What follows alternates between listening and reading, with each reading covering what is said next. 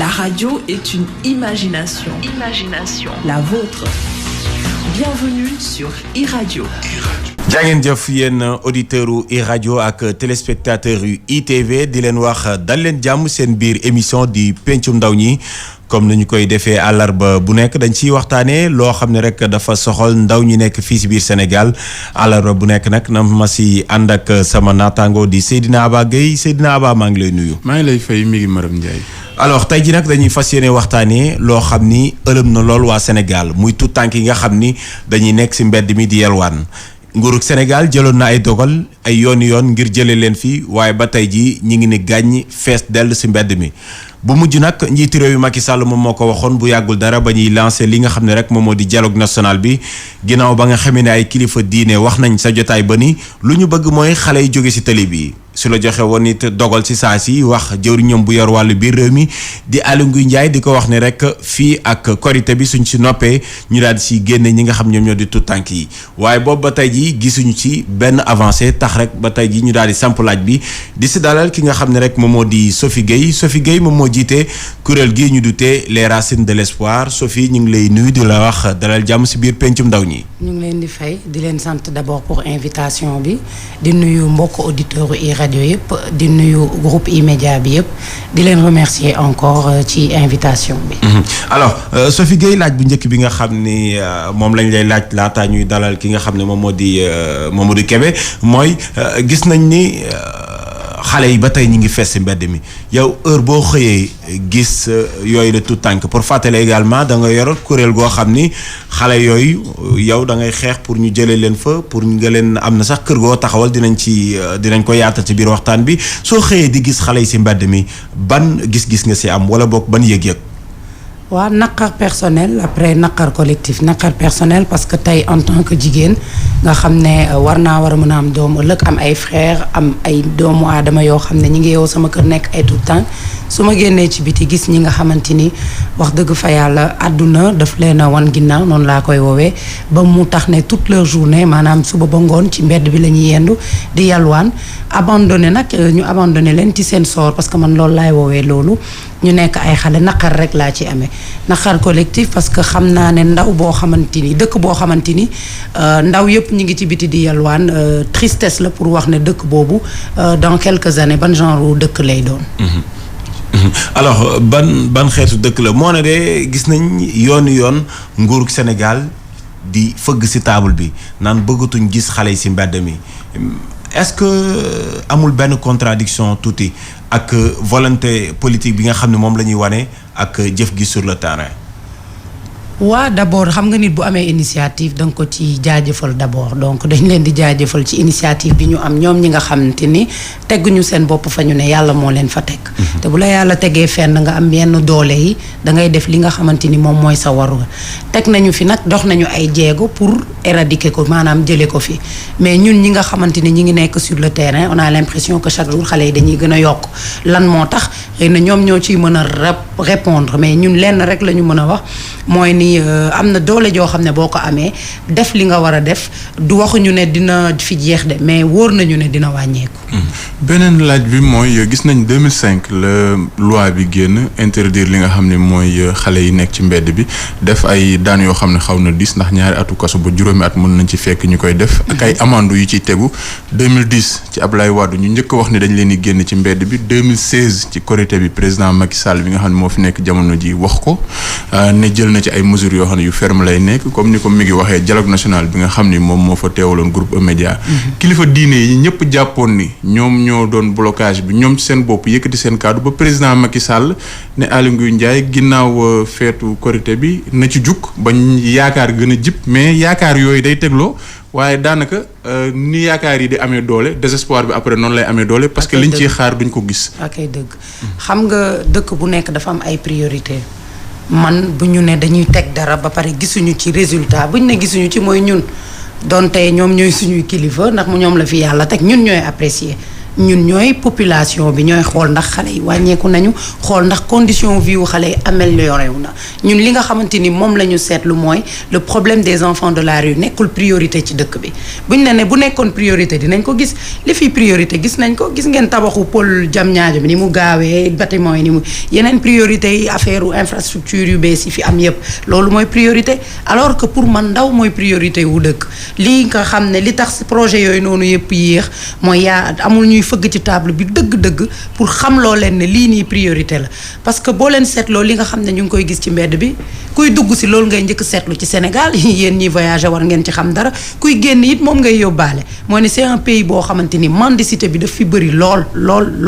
donc bu ñu demee ba tool foo xam ne dañ naan 2005 2010 ñu ngi tey 2019 et que situation bi amélioré wul war nañu war a mën a xoolaat lan mooy priorité wu Sénégal jamono jii ñu toll. est-ce que jàppoon ni tamit en amont li nga xam ne moo waroon yombal loolu muy ay centre yoo xam ne day am doole yu ñuy mën a dugal xale yi parce que am na rapport boo xam ne état du Sénégal moo ko def lu woon ci 2014 plus de 30 000 xale la ñu wax Dakar kese. loolu xam nga pour génne leen am na mesure boo xam ne moo war a jiitu en amont muy centre yi. yéen est-ce que yéen a ngi waxtaan ak autorités yi pour yooyu ñu mën ko teg nga xam ne après génne bi day yomb.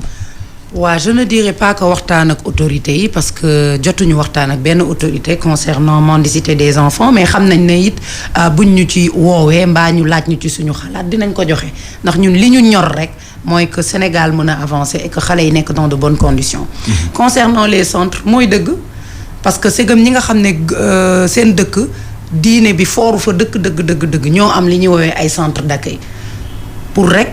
àq ak yelleef doomu aadama avant ñuy jëm xale. nit rek dafa war a am fu muy tëdd bu jugee mën a nekk dans de bonnes conditions masama ak dëkk boo xam ne c'est un pays islamique et que xale yooyu nga xam ne bon 90% de musulmans ñoo fi nekk suma juum donc xale yooyu nga xam ne ñooñu ñooy avenir u dëkk bi et que xale bu nekk am na droit au moins tëdd ci fu normal waxuñu luxe yeewu xëy dem jàngi parce que ñi ne ci mbedd bi yëpp bu ñu jàngee am connaissance màgg ñun la ñuy jëriñ concernant les centres loolu bu njëkkoon am mooy li gën c'est-à-dire boo gisee bu ñu jëlee xale yi ci mbedd yi dañ leen di jéem a placer ci centre yi fi am ba pare alors que pays la boo xam ne am na budget ba pare état lu ko teree tabax ay centres yu bëree bëri yu mën a accueillir xale yi mais bu ñu ne xale yi mais de nationalité sénégalaise bu ma ne nationalité bu ñu jàpp ne dama dàq yeneen nationalité mais dañu war a xam ne ñi fiy dugg mais nationalité yu bëri la xale yi ci biti bëri nañ nation ñun ñi ñuy toppatoo rek yaa dee Guinée des Bissau guinéen kon war nañu war a mën a xam ni bu ñu tabaxee ay centre dox ci jéego yooyu dugal ci xale yi nga xamante ni ala kuliyal yàlla dafa sàkk ñi am ak ñi amul donc foog ñu dugal leen si ndax du yombalal parents yi affaire yi mais seen loxo jotul seen ginnaaw moo tax parfois sax ngay gis seen doom yi ci biti am ñoo xam ne ay orphelins lañ de père et de mère bu loolu weesoo ci wàllu centre bi ñu tëj frontières yi wala ñu yokk contrôle bi man je pense que nag loolu moo li nga xamante ni moom moo gën mais bu ñu amoon ay maison d'accueil yu bëri Sénégal c'est vrai que dina fi wàññi bu baax a baax parce que si xibaar yi nga xam ni am nañ ko sooy xool fii Dakar benn centre bi nga xam ne fa la ñuy yóbbu xale yi suñu leen daan jël mooy centre Gindi donc loolu mun na doon obstacle te comme ni nga ko waxee également programme de retrait yi fi jot a am xale yu ñu doon génn ñu bëri wala bokk yu ñu jëlee si tali bi bëri dañ leen doon gunge ba si frontière wala bokk ba seen dëkk ça veut dire di confirmer li nga xam moom nga doon wax soit Guinée Bissau lañ dëkk muy suñuy naataango soit ci yeneen réew yi donc peut-être loolu dinañ ko développer léegi ak ki nga xam moom moo di Mamadou Kébé nekkoon na fi également directeur protection lu jëm si wàllu tout tànk yi jamono ji mu nekk présidence de la République yor lépp lu jëm si wàllu tout tànk yi noonu sax la ñu koy nuyoo moom Mamadou Kébé di ko wax moom it dalal jàmm si biir émission bi Mamadou. waaw maa ngi lay fay di nuyu auditeurs yi ñuy déglu. ak téléspectateurs yi ñuy seetaan. alors fu ñu yam ak nii si waxtaan ba tey mooy nguurug Sénégal gis nañ ni si fàttali yow si jamonoy président Abdoulaye Wade yow yaa waroon lépp lu jëm si wàllu tout tànk yi direction ba. njiitu réew Macky Sall tamit am na loo xam ne Abdoulaye Wade tegoon na ko say jéego njiitu réew Macky Sall am na loo xam ne teg na ko say jéego daanaka moom moo accéléré comme nañ koy waxee pédale bi mais si biir accélération boobu ne bu mujj mooy si dialogue ba ñu génnee sax am na interview bëgg ñu accordeel parce que boobu dafa amoon lu bees Seydina Aba Gueye mi ngi koy soulever léegi mooy kilifa diine yi lañ doon wax ni ñoo doon une obstacle mais bu mujj bi kilifa diine yi ñoo ni nañ génnee xale yi si tali bi si saa si séance tenante njiiti réew mi daal di wax Aly Ngouille Ndiaye korité suñ ci génnee ñu daal di leen fiy jëlee mais image bu ñëpp gis moom la Sophie doon ñaawlu léegi mooy ba tey ji dafa mel ni tey la xale yi gën a yokku qu'est-ce qui se passe concrètement da ngeen see am jafe-jafe wala lan. waa jërëjëf bi je pense que tey jii ñun ñëpp dañu tàccu bi président waxee muy acteur étatique acteur non étatique parce que kilifa diine yi ñoom ñoo légitimer décision président loolu waxoon nañ ci mais biñ toogee damay wax ne am na liggéey boo xam ne liggéeyu suuf la du liggéeyu ci biti président dafay wax ne lii laa soxla léegi nag faisabilité bi li ñuy wax ay ministère ñoom yor wàllu xale yi muy ministère de la famille intérieur justice ak action sociale ñooñu principalement dafa am nag nu ñuy waxee ne ñun volonté bi président joxe bëgg-bëggam bi nii lañ ci war a jaar pour bañ ci échec mu def conseil des ministres réitéré waat loolu ne leen nag bëgguma bi yoon échec am kon donc liggéey bi ci suuf ñu ngi koy def tey ministère de l'intérieur am na ay réunions yu ñu fa convoqué woon bi acteurs yëpp tase techniciens yi tase ñi ciy xelal ministres yeeg yëpp wane ne kat attention yëf yi du jël xale yi génne leen sànni leen. mais xale yi da nga leen di jël am foo leen yóbbu. loolu il faut que ñu préparer ko ñu seetlu aussi ne li nga xam ne passé woon na ci temps wu Ablaye Wade amoon na volonté bi ñu dem ba ci biir reculer mu échoué ci temps wu président Macky mu échoué waat léegi ñu ne kon échec yooyu daf ñu war a jàngal ay leçons ñu ne waxtaan ak ministères yi nga xam ne nii impliqué wuñu woon te war a impliqué parce que xale bi soo ko jëlee ci mbedd mi. conditions yi nga koy jëlee bu njëkk gisoon nañu xale yi ñu leen daan daaxee ci mbedd yi ñuy daw di leen jëli auto police wala yooyu topp leen mais loolu dafay traumatiser xale bi suñ leen jëlee ba pare yóbbu leen ci kër ci delloo leen seen famille wala centre Gindi rek centre Gindi capacité d'accueil am 80 la. yeneen centre d'accueil yi nga xam ne ni ONG yi ñu ngi ko yor wala organisation société civile seen capacité d'accueil melul noonu donc ñu ne attention am na ay standards yu ñu taxawaloon maanaam xale soo ko identifier repérer ko ba pare placer ko référer ko kenn dafa am ay soins yu ko war yooyu yëpp ba dellu ci famille bi toog fa pour bu mu dellu si waat ci loolu lañ nekk ba taxawal benn comité de pilotage boo xam ne tey jii ministère de l'intérieur ci boppam xam na ne àttanul loolu du point de vue accompagnement psychosocial ñu aux famille moom intérieur justice ñëpp a ngi ciy waxtaan donc tey jii may wax ak yow en tout cas kuréel yooyu yëpp waxtaan nañ ministère de la famille taxawal na benn kuréelam boo xam ne nii tey en interne am na kuñ fa désigné koo xam ne nii moom moo yor pilotage bi. parce que du ma dugg ci affaire ministère yi mais. yeneen yi aussi ñu ngi waxtaan donc xale bi suñ ko génnee ci mbedd mi dafa am fu mu war a dem fi mu jëm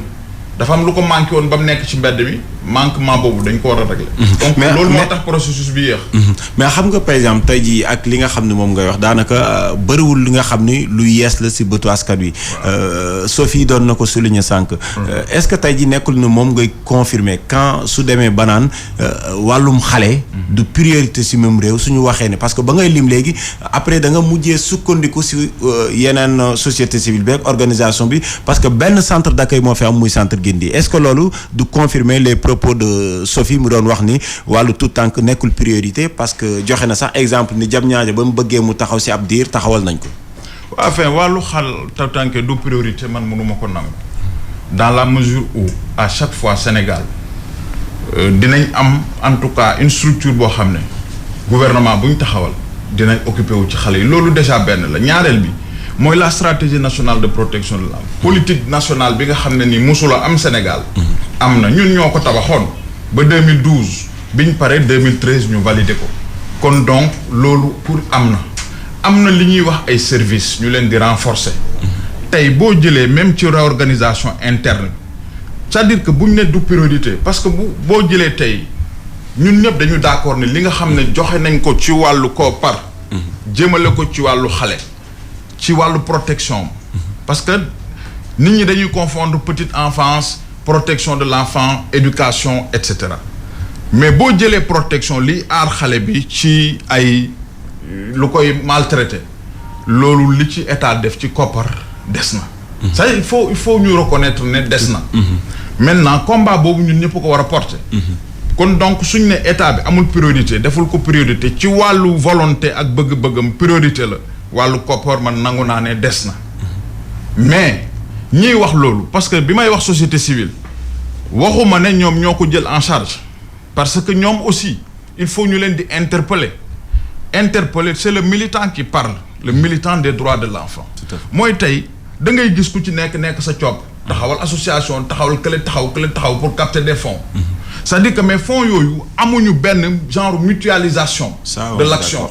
ku ci nekk yaa ngi sa coin tu as ton partenaire bu ko wax ak kenn tu fonctionnes en vase clos cloisonnement total doo inscrire sax ci dynamique gu li ñuy wax le système national intégré de protection de l'enfant c'est-à-dire ku ci nekk am nga responsabilité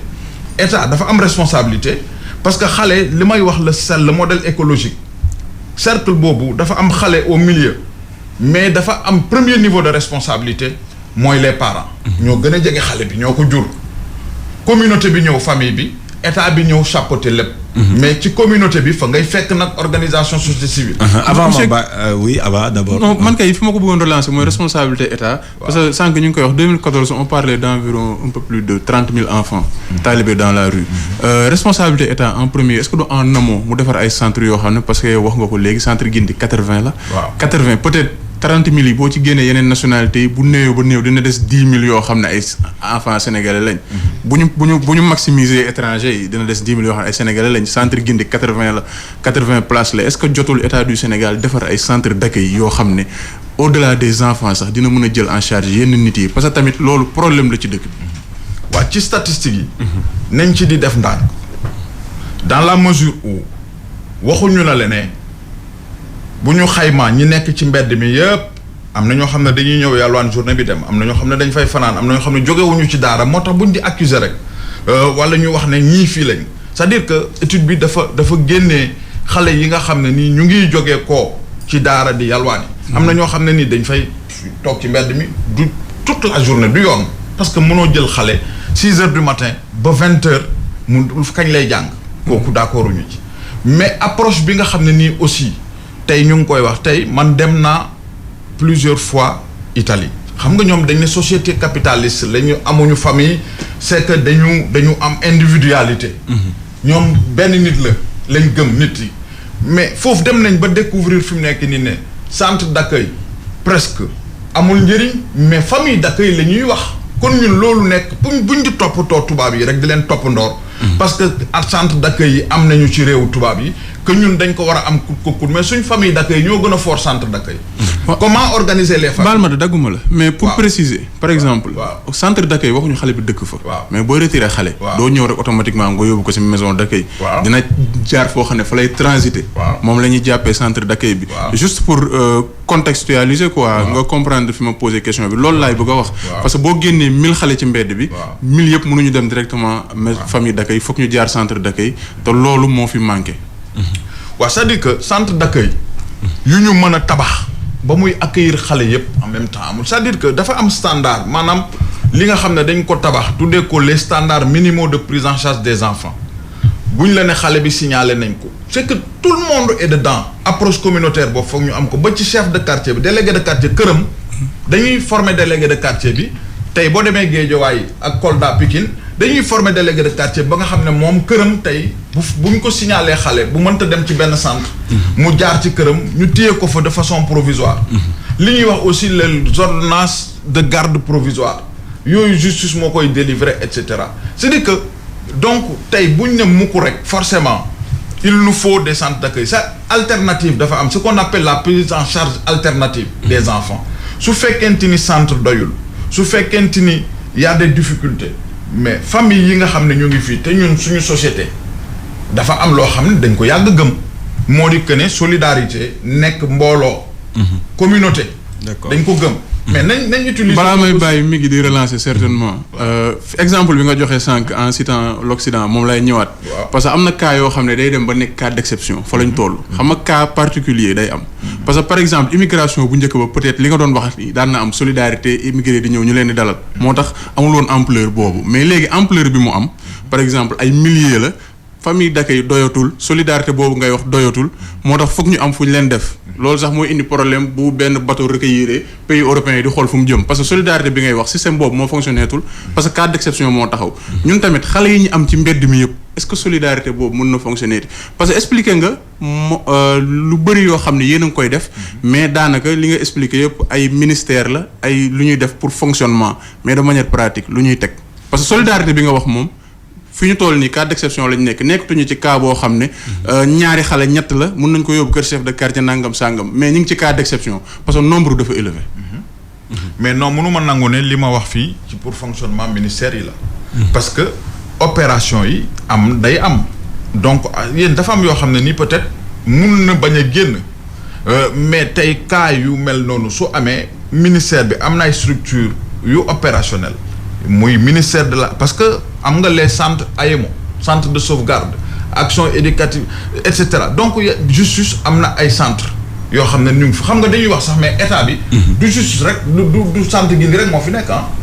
AEMO yi am nañu centre de sauvegarde yi am nañu et cetera. donc yooyu mu ngi fonctionner. et à chaque man par exemple am na ay cas yoo xam ne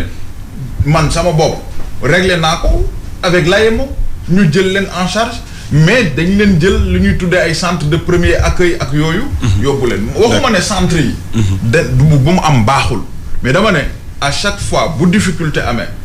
dans toute organisation sociale su difficulté amee nañ fexe ay pexe yoo xam ne dina mën nekk des pexe yoo xam ne dafa endogène. dafa méngoo ak ñun suñu man-man méngoo ak ñun suñuy valeur. d'accord dinañ ko gën a yaatal léegi di fàttali rek yéen a ngi seen biir émission pencum ndaw ñi ñuy waxtaanee tout tànk yi nga xam ni ñi ngi si mbedd mi di yalwaan bés bu yàlla sàq ngir nag yaatal bii lay waxtaan ñi ngi si ànd ak Sophie Gueye moom mooy njiital kuréel gi ñu dutee les racines de l'espoir ak ki nga xam ne rek moom moo di Mamadou Kébé jamono ji nag di xelal njiiti réew mi Macky Sall lu jëm si wàllu tout tànk nekkoon fi tamit directeur bu yor lu wàllu ak yelleefu doomu aadama fii si biir Sénégal wala boog tout tànk yi ma si ànd ak Seydina Aba Gueye si waxtaan bi alors Sophie à un moment donné tamit moom Mamadou Kébé sax daal dina leen di interpeller parce que suñ ko waxee yow yor ngeen kuréel goo xam ne mi ngi tudd les racines de l'espoir jamono ji yaa ngi tabax ab kër goo xam ni da nga see bëgg a dalal tout tànk yi nga xam ni amuñu fu ñu dëkk est-ce que tamit d'une part foofu noonu mënuñu jàpp ni dëgg gu wër péng la kenn ku nekk bëgg a tëju sa ruq financement yi jógee si bitim réew kenn contrôle bi su war sax du am mais kenn ku nekk di defal sa bopp est-ce que lu benn nit mun mbooloo defandoo ko du tey ji suñ ko doon def xale yi duñ jóge si mbedd mi parce que ni nga amee soo demee Guédiawaye am na yaakaaru xale yi feneen ak feneen am na. waaw comme je viens de dire man xam nga du ma mën a juger beneen ak beneen association. li nga xam ne xam naa ko mooy ñun liggéey bi ñuy def. après bu ñu waxee financement qui fuse de partout dama naan ak i association parce que man li ma fàttaliku ci suñu association ñun 2013 ba tey dañoo nekkoon di raam on avait presque rien noonu la ñu tàmbalee di jàppale ay xale nànk-nànk ba tey yenn structure yenn entreprise yi yenn kii di ñu accompagner ñun léegi la ñu commencé xam lan la chèque du Nourou on fait travailler des gens venant de l'extérieur mais bénévolement te am na ci association yu bëree yu demee noonu. après man tout ce qui m'intéresse c'est-à-dire am na lu am importance lu mu wax léegi ministère yi mu tudd yëpp dafa ne en interne maanaam am na loo xam ne boo koy lijjanti doo ko tas ci mbooloo c'est-à-dire parce que affaire étatique la. d'accord nañu ci loolu. day mel ni rek tamit am na yenn projet yoo xamante ni ak yenn jéego yoo xam ne boo koy doxit doo ko mën a tas li nga mën mooy boo ko réaliser. def test ba xam ne lii réussir na nga partagé ko ak say naataangoo yi nga xam ne bëgg nañ ko parce que tey ñun par exemple ni ñu nekk di doxalee dañu jël 3 ans yoo xam ne on a été avec les enfants dugg ci dëkk bi xam les enfants de la rue fan la ñu jugee xam yenn sëriñu daara yi nan la ñuy fonctionner ak xale yi xam tamit lan moo ñenn ñi lan moo leen yëkkati parce que avant ñuy mettre en place daara bi benn daara ñun la ñuy fonctionner. di leen jàppale te wax naa la ko nee naa la xale yi am na ñoo xam ne du ñu nationalité. mais quand sànq ba muy wax wàllu synergie des acteurs xam nga lii mooy solution bi tey ji yow soo ñëwee pendant 3 ans yéen a ngi yër dem sur le terrain pour xool la réalité du phénomène alors que yéen avant ngeen di ñëw que ce soit état bi ou bien yeneen kuréel yi fekkoon na ñu def liggéey boobu. dans les normes su fekkoon amoon na benn synergie des acteurs soo ñëwee yow da ngay fekk déjà constat bi ñu def ko ngeen ànd. mais est-ce que yow tey seen liggéey du si ñàkk. c'est-à-dire pour man lépp looy def ci àdduna il faut aller sur le terrain. te li nga xam ne yaa ngi ciy yëngu sa xam-xam du ci mës a doy bu fekkee dëgg la ci yow. c'est-à-dire man lu ma fi taxaw tas ko am na ku ma gën a mën a xam te chaque jour qui passe dañuy jàngat. mbir mi comme tu le dis c'est un combat collectif comme je te dis état fa mu toog tey citoyens ñoo leen fa teg bés dina ñëw ñu jóge fi dinañ liggéeyandoo ak kuréel yi leen doy il faut noter que ne tey ñu ngi liggéey ñoom it ak kuréel yi leen doy di jéem a góorgóorlu pour éradiquer la mendicité des enfants. mais teewul remarque ñun yi ñu def ba mu jaral ñu def benn jéego yi ñun ñi ngi koy def. après comme je dis c'est en interne loolu kenn mënu ci dara d'abord présence sur le terrain c'est obligatoire. booy liggéey dara. day mel ni journaliste nga ne ko yemal ci investigation bi Téléthon def alors que yow mën nga wàcc sur le terrain. amaana xam fa moom la mu fa xamul. tout à fait parce que xam-xam du doy. qu'on le veuille ou non. après loolu boo ko xamee moo lay permettre nga xam nan ngay liggéeyee soo xamee ni ngay liggéeyee bu fekkee réussir na di nga ko mën a partager ak ña fi ne ba pare. ak ñi nga xamante ni ñooy ñëw parce que association yi nga xam ne Petite It mu ngi fi équipe Aidons les Talibés. Petite Goutte mi ngi fi. mais du ñu jug ci di jokkoo. di waxtaan. service protection de l'enfant mës naa am problème. ba ak benn xale daw seeti leen ñu jàpp si c'était en 2017 ba xale bi mën a wér léegi donc je veux dire que ku ci ne ci domaine ba ngay dox ña la ca ñor ak ña la ci intéressé et mu biir la ne ñii nii mën nañ koo doxal c'est comme état mi ngi choisir ay association mi ngi jàppale di kii mais yi leen doy. ak yi leen nga biir ne seeni liggéey doy na leen. pour revenir ci problème mu mendicité des enfants. man gis naa daara yoo xamante ni maître coranique bi day bokk ak 90% wu xale yi mooy ay cousin am ñoo koy dénk xale ay cousine am ñoo koy dénk xale lu am la. léegi yu mel noonu tey soo ko bëggee dindi effectivement di nga placer facilement xale bi delloo ko këram. ñun personnellement on n'a pas attendu l'État parce que defuñu li ñuy def pour l'État. c'est-à-dire l'État mën na la xool ngay liggéey ñu ne ah bon liggéey la wala en mascarade la mais on n'a pas attendu l'État bi xale yi nekkoon au nombre de 170 parce que je dis mënuñu fi nekkal 90 000 daara pour le moment. yóbbu yére yóbbu daal comme ce que fait li ñu am habitude association yi def ñun noonu la ñu tàmbalee. aider les enfants photo wane ne yaa ngi jàppale xale yi. mais est-ce que après di nga améliorer seen condition de vie. d'accord alors Mamadou Kébé naka la kuréel yi ñu mel comme ni nga ko waxee sànq naka lañ mun a jàppee ci liggéey bi ba li nga lu jëm ci wàllu mendicité pour rappeler également texte bu Sénégal daal di xaatim que ce soit muy convention des Nations Unies relative aux droits de l'enfant que ce soit muy 4B ou bien li nga xam moo nekk fii biir Sénégal lépp dafay bannir mendicité mais comment la association yi mën a jàppale état bi pour ngeen éradiquer parce que phase boobu lañ toll ci fanweeru mujj simili yu mujj yi xool naka la ñuy def ba tourner le dos définitivement à la mendicité des talibés. waaw man je pense que lépp question d'approche la maanaam gis nga état moom mooy chapeauter lépp état du gouvernement état du régime il faut aussi ñuy xàmmee termes yi état moom continuité la bu changé woon keneen ñëw aussi état bi day continuer donc l'état moom du jeex état du jeex état kenn du ko dindi fii état lu am la maintenant approche bi mooy poser problème Sénégal nee naa la am na ce qu'on appelle le système national intégré de protection de l'enfant dañ la ne cadre légal am na cadre politique am na ay service am na ñan ñooy doxal service yooyu mais loolu yëpp Sénégal bu amee loi yi cité nga ko duma ci revenir suñu problème yëpp coordination la harmonisation aussi bien au sein de l'État au sein des ministères da ngay gis benn ministère bu am plusieurs directions yoo xam ne ku ci nekk heureusement que avec le décret passé am na lu ñu ci corrigé. tout à fait donc yooyu yëpp su ma koy wax man waxuma ciblé wu ma association wala société civile. on est dans l'ensemble dans le global. su fekkee loolu am na. harmonisation toutes mes excuses l'exemple le plus vivant mooy ñu am par exemple CAP. à ma direction de la protection. Wow, bon exemple la rek pour nit ñi xam au moins voilà je comprends parfaitement. mais je vous donne des exemples. yoo xam ne tey ressources yi nga xam ne nii organisation société civile ñu ngi koy am état amul 10e ressource yooyu. ça je vous le dis parce que man nag yàlla def na nekkoon naa directeur nekk ci société civile bokk ci plateforme pour la promotion des droits humains. mais en même temps nekk évaluateur évaluer beaucoup de programmes ONG yi bu ma leen cité am na ci boo xam ne dama dem dans l'évaluation je leur ai dit que mais écoutez un daara modèle 320 millions de francs CFA aucun état ne peut supporter ça benn daara kese nga def ci 3 ans 5 ans def ci 320 millions pour un seul daara waaw mais pilote yooyu mënut a jàll parce que imaginez pour 10 daara c'est 3 milliards 200 millions seen modèle boobu bi ma leen ko waxee seen partenaires yi ne il a raison boobu évaluateur laa fa woon tey jii damay jàngale li ñuy wax ak yelleefu xale yi donc maa ngi ciy gëstu donc position yi may am man bu ko jàppee ne position état lay indi fii mais il faut que aussi ñu wane ne tey comme pour revenir ci sa question il faut tant que harmonisation amul tant que nit ñaa ngi ci seen pukus di def li ñu bëgg a def te il faut que l'état aussi soit fort par rapport à ça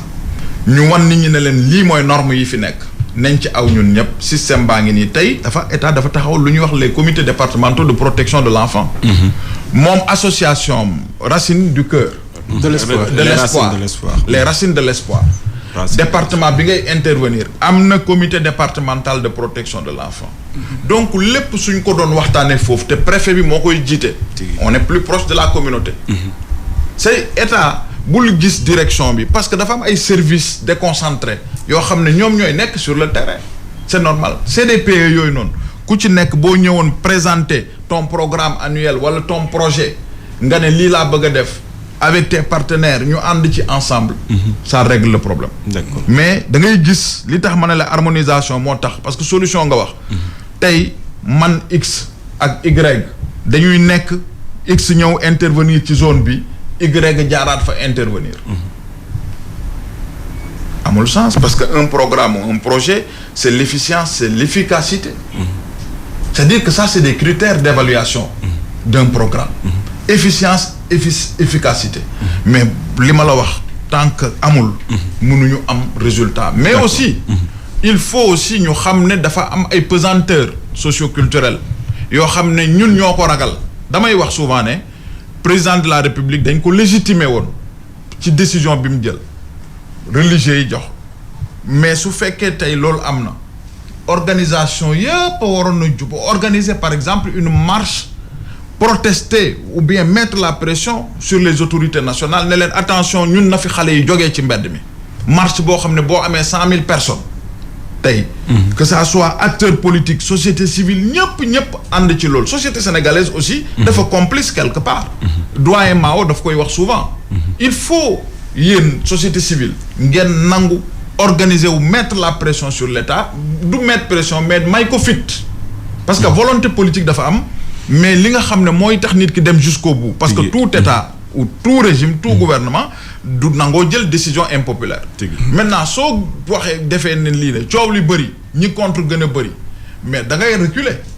mais su fekkoon ni tey société civile beeg ñëpp ànd nañu 100 000 personnes dans la rue pour dire au président de la République mais écoutez nous soutenons votre décision votre volonté politique foofu laa lay relancer sax boole leen question bi yéen ñaar monsieur Kébé ak Sophie Gueye wax nga lu am solo muy pesanteur socio-culturel yi mais gis nañ ni benn bi nga xam ne observateur yu bëri moom lañ jàppoon ni moo ci gën a diis muy religieux yi ñoo légitimer comme ni nga ko wax décision bi est-ce que c'est pas le moment ou jamais d'en profiter pour li nga wax ni moom ngeen bëgg a dérouler ak synergie yi ngeen bëgg ngeen teg ko de manière à ce que impact bi ngay wax mu am jamono ji ndax religieux yi nga xam ni daanaka koy kilifa diine bu nekk sukkandiku nga ci ñoom buñ jàppee ni mën na dem yéen bool loo leen ci teg tamit day dem de. waaw mais xam nga am na loo xam ne duñ ko wax ci biti. mais bi religieux yi defee loolu man def naa interview. mais am na kilifa gu woo kilifa ne ko loolu ñoo ñu wax ñun du suñ engagé wu ñu da ngeen di xeex l'islam. imaginez c'est-à-dire que à chaque fois boo tegee jéego ñoom ñu indi yeneen jéego yoo xam ne alors que ñoom exploitant lañ dañuy exploiter xale yi la vérité c'est ça mais dañuy mbubboo diine parce que buñ duggoon malheureusement dama kii mais di ko argumentaire religieux amul fenn fuñ ko mu mais légitimé boobu am na moo tax ma ne la liggéey boobu nit ñaa ngi koy def au fait demu man je vous dis je parle en connaissance de cause que ne ñu ngi liggéey ci éradiquer loolu à chaque fois bu conseil des ministres amee président daf leen di réitérer waat loolu ne leen fan ngeen toll am na courrier yoo xam ne président koy def jëmale ko ci ministres yi ne leen dama li ma leen waxoon lii ak lii wax leen ma fu ngeen ci toll. kon donc kooku mu ngi suivre loolu. mais nag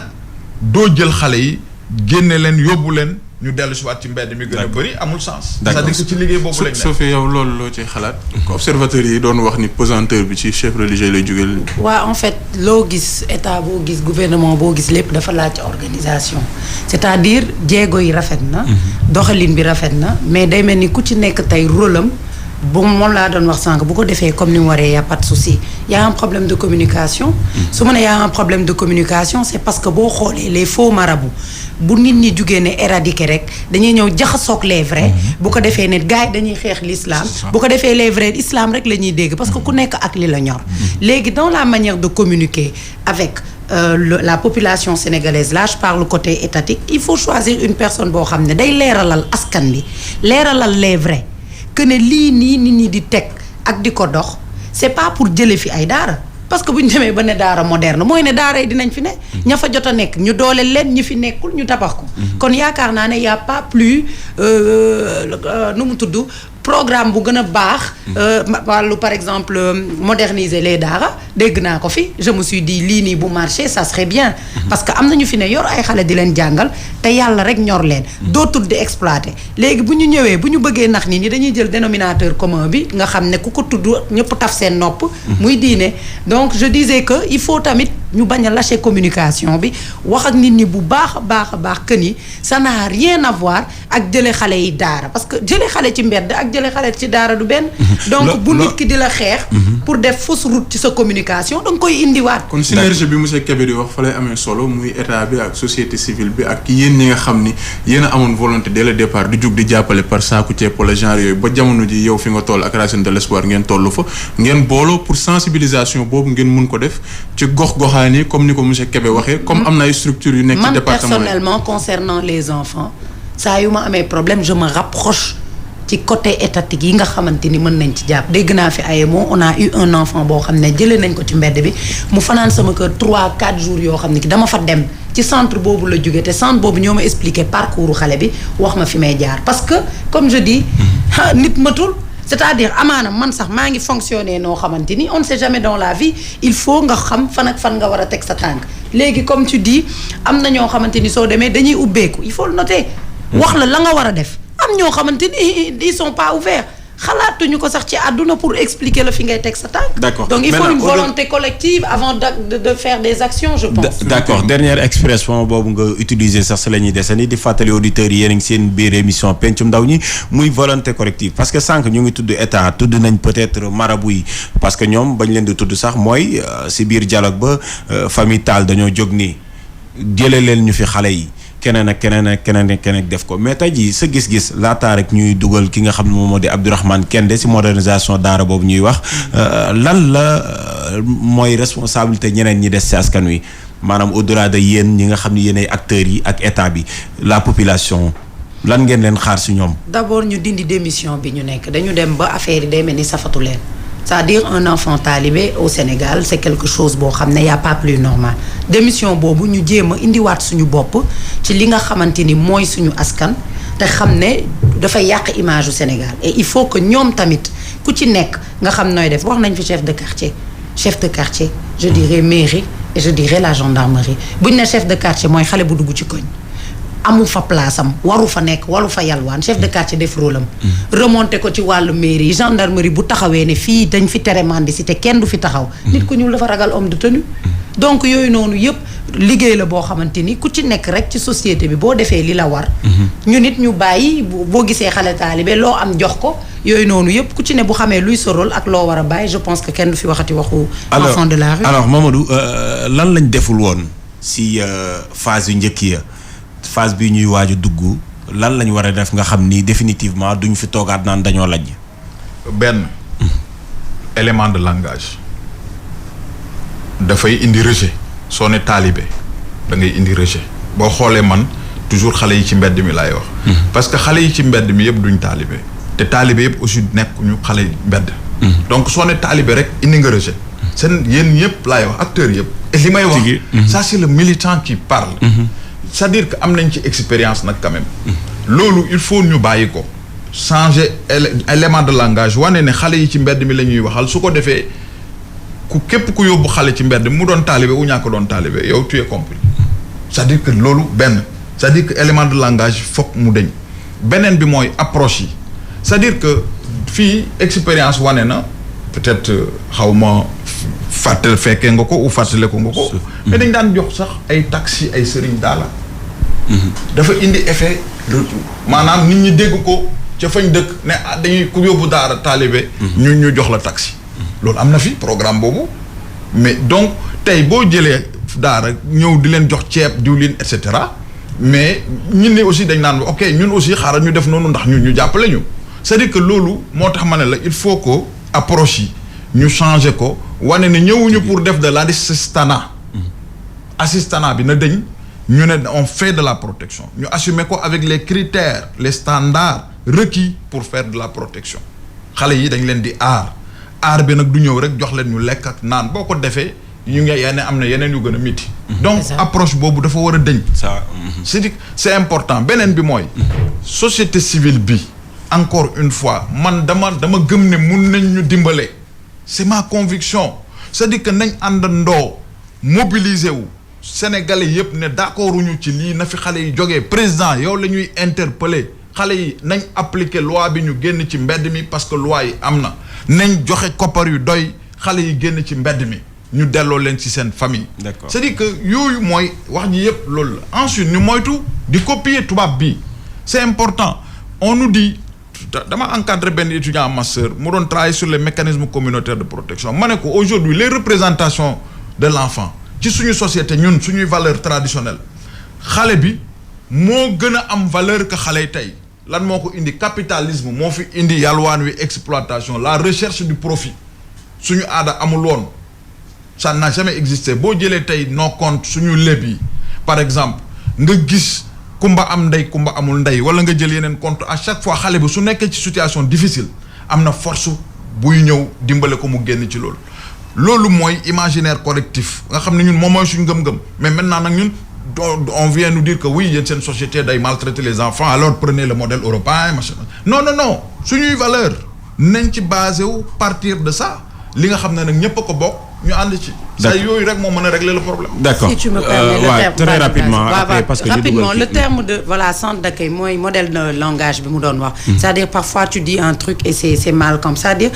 tey bu ñu nee talibé ne enfant de la rue ne centre d'accueil ce qui veut dire rek mooy bu ñu duggee dinañ mën a jàng ji waat alxuraan boobu diine boobu mais tuddee ko centre d'accueil parce que tamit au Sénégal il n'y a pas que des musulmans ki nga xam ne du jullit. bés bu doomam nekkee en situation difficile mu mën ko indi dénk leen ko. mais le problème c'est les enfants musulmans hein. Bon la majorité je dirais. Le problème c'est ça. D'accord en fait mooy lu ñu doon wax sànq rek mooy dañuy ñëwaat si li nga xam ne rek moom mooy kaddu gi parce que suñ ne su tubaab sax dañ koy wax souvent bañ a wax taalibe naan les enfants situation de rue ou bien les enfants de la rue donc dañuy dem déglu ki nga xam ne rek moom moo di Abdourahmane Kendé moom mi ngi nekk si inspection des daara division partenariat communication ak moom dañ cee waxtaan lu jëm su modernisation des daara dañuy xam fan la toll laataa ñuy ñëw si pàcc bu mujj bi. programme modernisation de daara dafa nekk programme national boo xam te ne nii dafa jóg ngir soxali daara yi jàppale leen mais aussi dëppal leen ak jamono ci loo xam te ni dafa jëm ci maanaam mandargay daara yi maanaam seen nekkin ci tabax bi mais aussi ci ñi nga xam te ni noonu leen di jàng alxuraan ci biir daara yi yeesal ko fexe ba nga xam te ne xale la leen mokkal alxuraan boole ci xarala yu bees yi ba mën a ëllëg mën a jariñ seen réew boole ci tam ñu fexe ba nga xam te ne population bi ñi nga xam te ni ñoo ŋànk daara yooyu tamit mën cee bokk mën cee participer bu baax a baax a baax a baax modernisation de daara nag buñ ko waxee dañ war a xam ne processus la nekk loo xam ne da nga xëy suba tey rek mu daal di sotti tey ndànk-ndànk la ñu di waxtaan ak kuréel yi nga xam ne ñoom ngànk daara moo di sëriñ daara yi moo di kilifa diine yi lépp rek ñu ko àndandoo ak ñoom di ko defandoo ak ñoom ba ñu am ay téere yoo xam te ni moo tënk politique de modernisation te daara boobu fi mu toll nag dëgg la ñi ngi ci jéego yi li nga xam te ni mooy jëm ci maanaam tëralin yeeg doxalin yeeg yooyu yëpp pare na tabax yi nga xam te ni tamit moom lañ na mën a def ci bi nga xam te ni moom la banque islamique développement financé ak état du Sénégal yooyu itam war a nekk 64 daara moderne 32 non public 32 daara public yooyu itam daanaka sori nañ bu baax a baax yu ci bari pare na kon ñu yaakaar ni kon fi ñu toll nii ñu ngi jëm ci ubbi ay daara moderne public yoo xam se ni xale yi ñuy suñu doom réew mi danañ fa mën a dugg jàng alxuraan ngir mokkal ko am fa yaru diine jàngaale yi nga xam te ni mooy xarala yi nga xam te ni moo nekk ci école yi bu ëllëg ñu mën a doon imam bu mat sëkk mën a doon it da nga am ingénieur bu mat sëkk mën a connaître seen njàng ci ñu ko bëggee ba seen réew soxal leen ñu jariñoo ko. d'accord léegi est-ce que mën nañ xam jamono ji est-ce que kañ lañ koy ibbi ak fan ngeen toll ci recrutement beeg yu ni mel. waaw recrutement bi dañu lancé woon appel à candidature. recruter ay jàngalekat xam nga daara boo ko tabaxee ba pare amoo jàngalekat du sotti njëkk nañoo recruter directeurs yi 32 directeurs yi moom recruter leen ba noppi maanaam def leen sélection bi gannaaw bi dafay appel à candidature bi sélection boobu pare na ñi nga xaar mu ubbi ñu affecté fa jàngalekat yooyu directeurs yooyu jàngalekat yi nga xam te tamit ñoo nekk ci daara yi dañ ci soxla jàngalekatu alxuraan soxla ci jàngalekatu français soxla ci jàngalekatu arab bi ñu lancé appel à candidature boobu ci bu njëkk ba amuñu ci woon liñ ci bëgg ndax amuñu woon lim bi ñu soxla ci maanaam ñu jàngale français ak ñu jàngale arabe même sëriñ daal sax ñu demandé woon bariwul woon ci lañ nag kon nañ defaat beneen appel à candidature fexe ba nga xam daal dana gën a yaatu ba ñëpp jot xibaar bi man cee postuler mais nag ñu jële ko ci jàngalekat yi nga xam ne déjà c'est fonctionnaire lañ nekk nañ en service ci école élémentaire yi ñi nga xam si jekku nañu arab bi bu baax a baax wala ñi nga xam si français lañ nekk mais ñi nga xam ne ñoo jàngal alxuraan dañ cee ñëwoon ñi nga xam si maanaam ñoom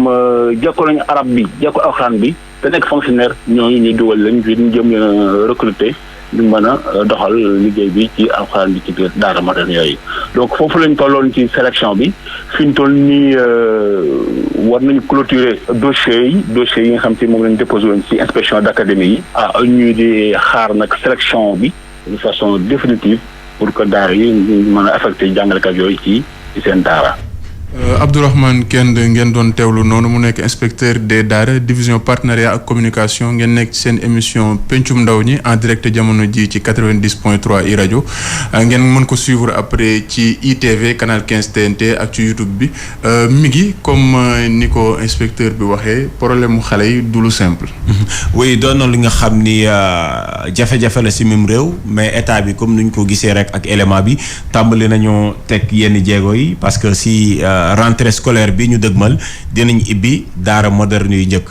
loolu defe naa ni Sophie c'est à saluer d'abord. bien sûr benn ñi ngi si yoon bi. mais bien sûr wax naa ko sànq ku def lu baax da nga koy wax ne li mu def baax na daara yooyu bu tijjee dina jëriñ xale yi jëriñ askan bi et surtout ce qui importe acteurs yi nga xam ne dañ koy def te muy dëgg ci ñoom. alors Mamadou lan la ñuy xaar si daara yooyu donc puisque jàpp nañ ni piste de solution la donc lan lañ si xaar les daara modernes Mamadou Kébé. daara yooyu dañu am benn curriculum boo xam ne moom la ñu adapté ak ñoom mais d'ailleurs loolu moom la ñuy wax projet de loi portant statut des daara boo xam ne nii adopté woon nañ ko conseil des ministres mais assemblée nationale moo ko war a valider maanaam voté ko. mais li ñu wax mooy xale bi da nga koy jàngal première phase li ñuy wax alxuraanam. mu xam dina mémoriser le Coran. ci biir mémorisation Coran mi nga initier ko ci njàngam tubaab njàngam anglais. yeneen yoo xam ne mu ngi ci programme Sénégal officiel bi ba nga xam ne nii dina dem ba am entrée en sixième certificat am mais fekk moom mokkal na alxuraanam yóbbuwaale alxuraan xam nga kooku yàqaloo parent bi ngëm-ngëmam yàqaloo xale bi ngëm-ngëmam. donc loolu mooy daara moderne yi en même temps dafa am état bi moo leen di jël en charge c'est-à-dire day bokk ci système éducatif sénégalais parce que damay rappeler aussi ne. pourtant ñu ngi def ay jéego parce que même dans le système éducatif introduire nañ l'enseignement religieux te yoo xam ne nii da nga koy jàngale diine ci école yi donc daara moderne yi loolu moo ko tax a jóg maanaam ba nga xam ne nii xale bi nga xam ne da daan taxawaalu ñu koy yalwaan loo pour mbubboo ko ci daara ji loolu mënatuñu am lay parce que je pense que su ma juumul ñu ngi ci 32 daara moderne yoo xam ne nii tey bu fonctionner dina mën a absorber quand même lu bëri ci xale yooyu. am na ñoo xam ne aussi ñu ngi jël seen initiative bopp di moderniser seen daara mais am na ay kilifa diine yu am na ay kii daara Zeyda Mariama Niass. boo demee am na ay mbàkke yu tijji daara am na waa Tiwaawoon ñu tijji daara waa Laayeen et cetera donc boo xoolee man damay wax toujours ne légitimation bi ñu ñëwaat ci gis nga diine yi kilifa diine yi d'accord ñu ci affaire bi mais comme li nga waxoon Sophie c'est Sophie. da ngay gis ku dem rek ñambaasaale ñëpp bu ko defee ne woy xeex nañu l'islam gaa yi tiit donc daara moderne moom je pense que dina régler problème bi rawatina nag bu loi bi jàllee. mooy bi ñuy wax le statut des daara. donc c'est le projet de loi portant statut des daara.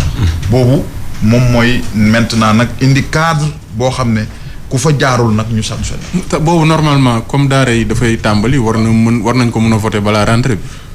waaw mënuma jël engagement boobu parce que du man maay voter.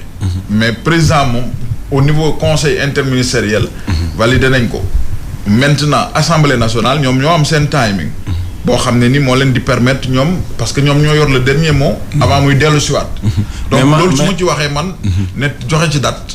maa ngi ci erreur. mais man dama see am inquiétude am nu ko Abba waxee sax di la laaj date du ma la laaj date parce que souvent Sénégal également maanaam des textes yow xam nga ni ça existe dans le pays. textes yi nga xam ne day aar xale yi sànq limal naa la si ñaar yoo xam ni peut-être du Sénégal mais Sénégal voté na ko CDE voté nañ ko au niveau international 4B au niveau africain boo xam ne day jël suñu réalité. Au Sénégal également code de la famille mun naay lim du jeex des textes sànq Abba mi ngi koy lim 2015 bu jëm si wàllu mendicité. lu koy tere loi yëpp du 10 mai donc lu jëm si wàllu texte manqué wul ci Sénégal mais l'application foofu noonu.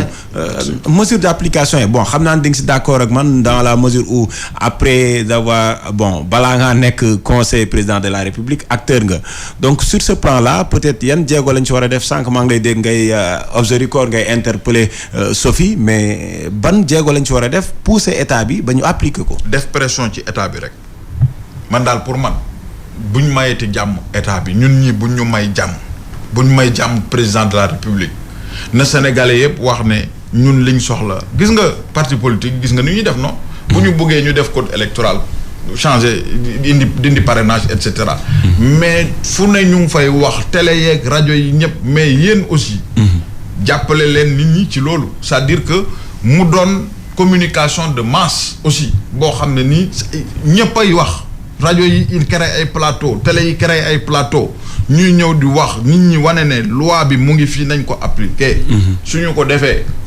gis nga décision impopulaire benn gouvernement ñemewu ko mais suñ leeree ne ñun suñ noppee nit ñi mere ñu. mais dinañ réagir. d'accord en tout cas on a une belle opportunité cette fois-ci parce que sànq ba tey Seydina Abba Gueye mu ngi koy rappeler bi kilifa diine yi ñoom ñoo porté woon combat bi Korité Tabaski ñëw na donc fii la ñu toogaat ba déwén su boobaa nag gars yi mun nañu amaat beneen gis-gis dañuy jeexal rek Abba si émission bi. non je vous dis que. voilà di ngeen gis maanaam dañ xam nga souvent am na tubaab nu dañ koy wax maanaam fu mu tàngee. waaw foofu lañ ko war a bàccee mais suñu bàyyee ba mu sedd alors Sophie moom teg na ab jéego mu doon jéego bu ñuy saluer parce que mi ngi taxawal ab kër goo xam ni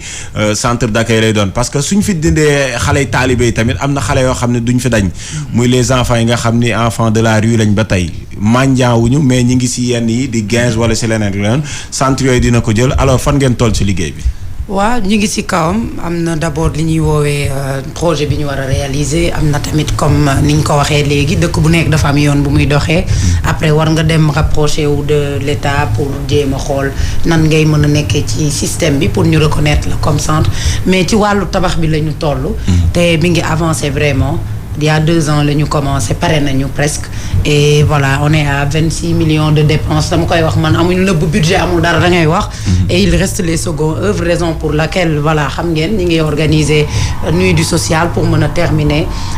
la maison de l'espoir comme on l'appelle mu nekk daara d'abord avant toute chose. c'est pour la bonne cause donc mun nga ñu wax date beeg. kañ la publicité gratuite. donc le 15 septembre la au théâtre national Daniel Sorano ñu bokk ko ak yeneen association yi nga xam ne dañ fi def social invité leen. invité acteurs waaw monsieur Kébé moom ci kiiwam la ci causam la donc dorénavant mooy parrain bi quoi. ma ne ko causam la donc soiréem la il est le bienvenu bu ñu amee fi ñu ko contacté dinañ ko yónnee lettre am incha allah mu ñëw. donc pour ñu mën a terminer la maison de l'espoir sargal tamit ñi nga xam ne ñi ngi fi nekk di liggéey ba pare yokk leen fit comme on dit.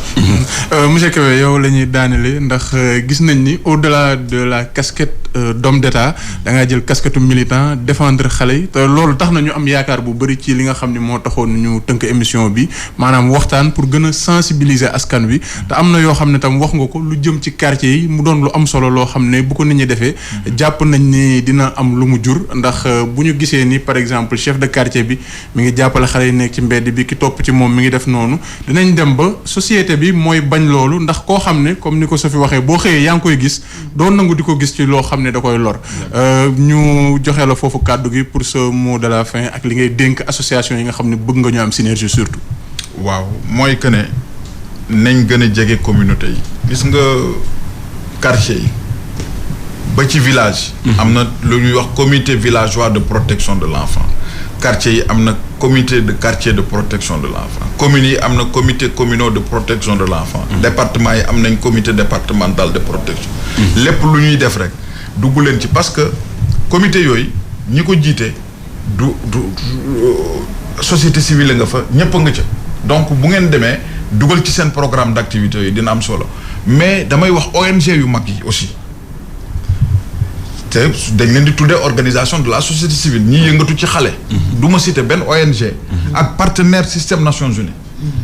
wax dëgg yàlla xaalis bi nga xam ne nii ñu ngi koy yor aussi li ci ëpp na dem directement ci intervention au lieu muy nekk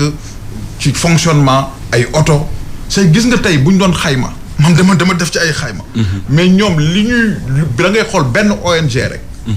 ci yu mag yi ma lay wax budget moo ëpp budget état Sénégal ci wàllu xale c'est-à-dire que oto ya ñuy dawal direction yi benn dawalut ko ci personnel ba lañ leen di fayuñu ko et cetera donc boo xoolee yooyu nañ jël moyens yi mu dem directement ci xale yi dem ci centre d'accueil yi dem ci maison d'accueil yi dem c'est-à-dire que il faut mu dem directement l'argent là na dem directement ci cible yi. d'accord di ko jaajëfal baax a baax mu nekkoon Mamadou Kébé nag di xelal njiiti réew mi lu jëm si wàllu tout tànk yoroon tamit direction bu yor lépp lu jëm si àq yelefu ñi nga xam ne ñoom ñoo di tout tànk yi di doon si dalal également kii di Sophie Gueye moom mooy njiital kuréel gi ñu dutee les racines de l'espoir di waajal ab nuit de l'espoir ngir rek taxawal ab kër loolu nag ñu ngi ko jàpp fukki fan ak juróom si weeru septembre bi ñu dëgmal ma si doon ànd ak Seydina Aba Gueye si biir waxtaan bi mu nekkoon seen émission pencum ndaw ñi di jaajëfal baax a baax Ousseynou Ndiaye mu nekkoon si technique bi ak Pierre Dieng si caméra Sele Diallo si caméra bi di leen jox dig daje àllarba bi di ñëw si beneen numéro jàngeen jëf. La radio est une imagination. La vôtre. Bienvenue sur iRadio.